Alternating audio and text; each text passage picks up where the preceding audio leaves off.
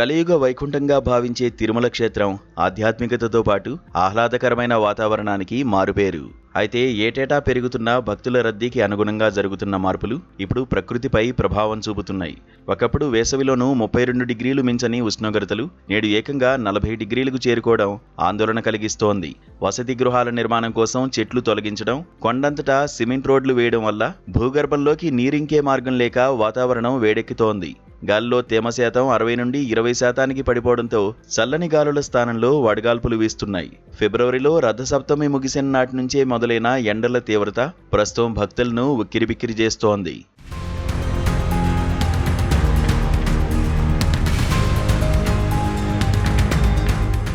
ముఖ్యంగా తిరుమల మాడవీధుల్లో భక్తుల కష్టాలు వర్ణనాతీతంగా మారాయి. మాడవీధుల్లో పాదరక్షలు లేకుండా నడవాల్సి ఉండడంతో వేడెక్కిన నేలపై అడుగు వేయలేక భక్తులు అల్లాడిపోతున్నారు.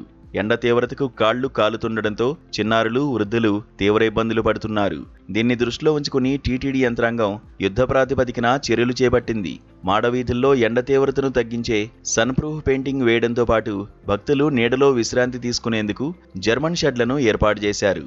ప్రతి గంటకు ఒకసారి వాటర్ ట్యాంకర్ల ద్వారా రోడ్లను తడుపుతూ వేడిని తగ్గించే ప్రయత్నం చేస్తున్నారు.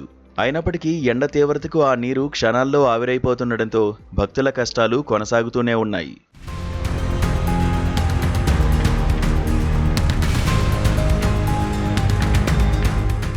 కేవలం ఆలయ పరిసరాల్లోనే కాకుండా భక్తుల రద్దీ ఎక్కువగా ఉండే కళ్యాణకట్ట, అన్నదానం మరియు బస్టాండు ప్రాంతాల్లో టీటీడీ తాత్కాలిక షెడ్లను నిర్మించింది.